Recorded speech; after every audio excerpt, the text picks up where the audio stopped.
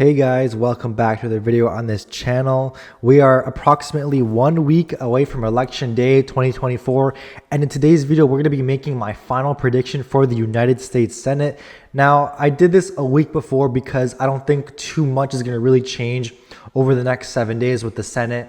Most of my predictions are going to be final, and this will be my final video for the Senate unless you guys have some other comments and suggestions that you want me to make a video on. But in today's video, we're going to be making my final map for the Senate. And before we get started, please subscribe to this channel, like this video if you enjoyed it, put all your comments and suggestions in the section below, and check out my other content when you're done watching this video. I wanted to spend the next week before the election after this video going off of the presidential race between Trump and Harris, as well as a final prediction for the House of Representatives, which will come shortly after this video. But we're going to get into this video right now and go through my prediction. Let's begin with the safe states, and these are the states that are 12 points or over for each party. Beginning first with the Republican Party, we're going to have Utah, Wyoming, North Dakota, Nebraska, Missouri, Indiana, Tennessee, Mississippi, and our first flip, West Virginia. West Virginia is held by current Senator Joe Manchin. He is retiring and is not running for re-election, and the current governor of West Virginia is running, and he will probably win by over 30 points in this election, which will be the first flip of the night, which would give Republicans automatically the Senate, given that they hold Florida and Texas and flip Montana, and given that Trump does win the election. But actually, they don't even need Montana, only Nebraska's other election, which we'll get to shortly.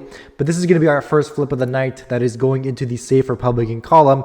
And now these states that are going to be Democrat safe are Hawaii, California, Washington, Minnesota, Delaware, New Jersey, Connecticut, Rhode Island, Massachusetts, Vermont, New York, and Maine at large. These states of Maine and Vermont are run by independents Bernie Sanders and Angus King. They are both independents but do caucus with the Democrats, extremely popular in their states, and I do expect them both to win by a safe margin. Same thing with Amy Klobuchar in the state of Minnesota. She is extremely popular. She will not get 60% of the vote as in the 2018 midterms, but she will most likely win by a safe margin, outrunning Kamala Harris by a pretty substantial margin, at least 10 points, I do believe, but not too much because split ticketing is not as common as it used to be. And that's going to be all for these safe states. Republicans have an early advantage of 47 seats. Democrats have 40 seats, and Republicans have a very automatic advantage to the Senate because this map is extremely favorable to them. Democrats have to hold a lot of states that Trump might or will end up winning in the presidential election. And due to the fact that split ticketing is not as common as it used to be, especially back before the Trump era, we will see quite a number of flips from Democrat and Republican to states that Donald Trump is either expected to win by a solid amount or expected to win by a narrow amount. So let's now get into the likely states for the Republicans, and we're going to start with Nebraska's special election, and this is a special Senate election. We have an independent that is running against a Republican. Obviously, that independent would caucus with Democrats. This is a little bit of a tighter race. The polls indicate it will be close. I do not think it'll be any chance of flipping. That is practically impossible in deep red Nebraska. However, it'll probably be between 6 and 12 percentage points, and that's what all the races would be in the likely column, between 6 and 12 points.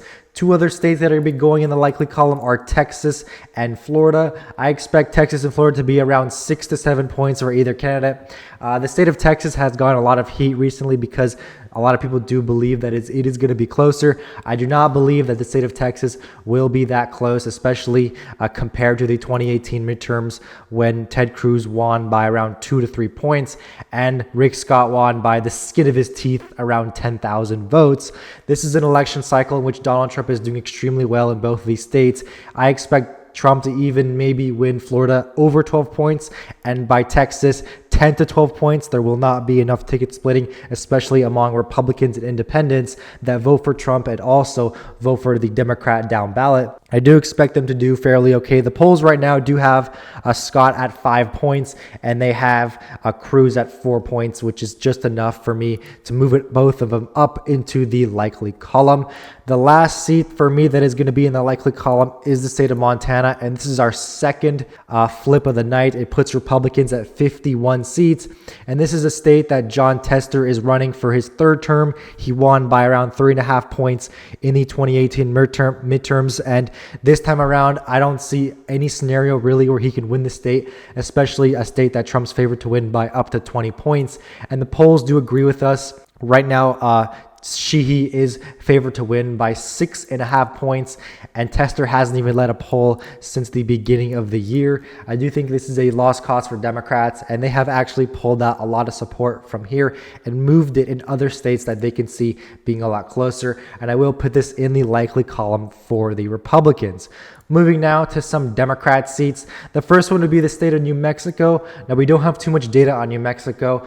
We just found out that Trump is actually visiting New Mexico on Thursday, I believe, on Halloween, and that it could be a closer race on the presidential level. However, I do still think the Democrat candidate Heinrich will win between 6 and 12 percentage points in the Senate level. He did win by around 14 points in the 2018 midterms. This time around, the polling still looks strong for him. He leads by 10 points. I do think he'll end up winning by this amount, which would put it in the likely column for him. Moving over now to the state of Virginia, Tim Kaine is doing very well in the polls. He actually is leading by a safe margin in the polls.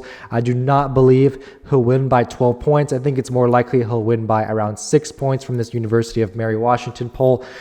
He is going to win, though, against Cow. Cow is a very good candidate, but this state is going to reelect Kaine. I do expect the state to get a lot closer in the presidential cycle, maybe between 2 to 4 points. However, it is too much of a trend to break, even as seeing that Kaine won by 16 points last time. It's going to be very hard to flip that many voters from Democrat and Republican in one single election cycle. So I'm keeping the state in the likely column.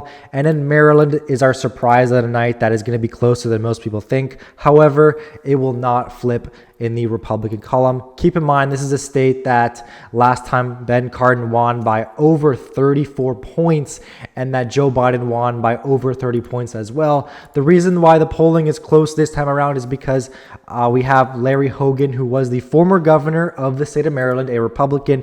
He has like a 70 to 80% approval rating. He's extremely popular, and he's breaking around 11 points behind, which is a lot better than most of us would expect for Maryland Senate. But he is probably not going to win because, once again, a lot of people do not split their tickets. So that will be going into the likely column for the Democrats. All right, now that we're done with the likely column, Republicans have 51 Senate seats. Democrats have 43 seats. At this point, Republicans have already taken Senate control, so most of these other states would not matter at all, but they would obviously want to get as many as they could due to the fact that it's better for them if they have more senators to get the laws that they want to get passed. And next in the lean column, this is states between 2 and 6 percentage points. Ohio will be the first state to fall in the lean column.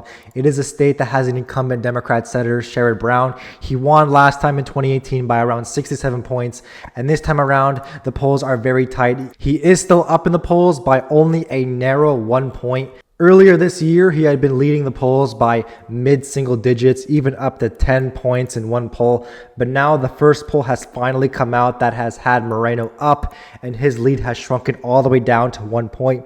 There are still a lot of undecideds, and they will most likely vote for break for Moreno, and he will end up winning between 2 and 6 percentage points. Trump is probably going to win the state by a safe margin, so that is probably going to be the reason why that Moreno is able to flip the state in the Republicans column. Democrats will also have a couple Senate seats going in the lean column. The first two will probably vote together. It will be the states of Arizona and Nevada.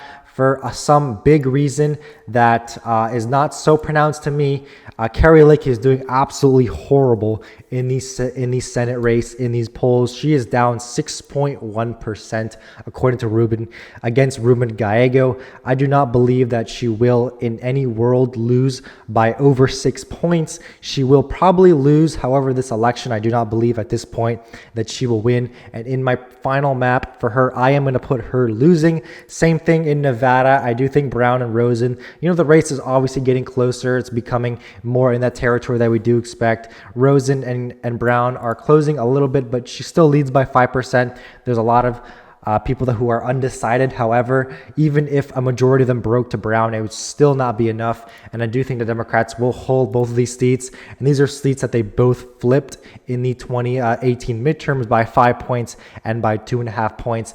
And I think this time around, they are going to be able to hold these seats. Trump will win both Arizona and Nevada as of now. So the split ticketing will be just enough to be able to hold in the Democrat column by around 2 to 3 points, maybe a little more, depending on how good Donald Trump does in those two states. Now we're left with Pennsylvania, Michigan, and Wisconsin. And originally in my previous predictions, I had put all these three in probably the lean column for Democrats, but polls that have come out recently have showed Democrats a lot more trouble than we think, especially in the state of Michigan. We had actually Alyssa Slotkin come out and say that, she's in trouble, that Kamala Harris is in trouble in the state. Casey is actually campaigning a lot now on agreeing with Trump. And Tammy Baldwin in the state of Wisconsin is also looking a little bit in trouble. We've had a lot of polling come out that has showed a much closer race. And I think at the end of the day, all these three states as of now and as of my final prediction will be probably between 0 to 2 points for either side. Let's start first with the state of Wisconsin, and going to the polls in Wisconsin right now, Baldwin is at her lowest point ever, where she leads only by 0.8%. Keep in mind, she was leading by 7 and 6 points back in the summertime.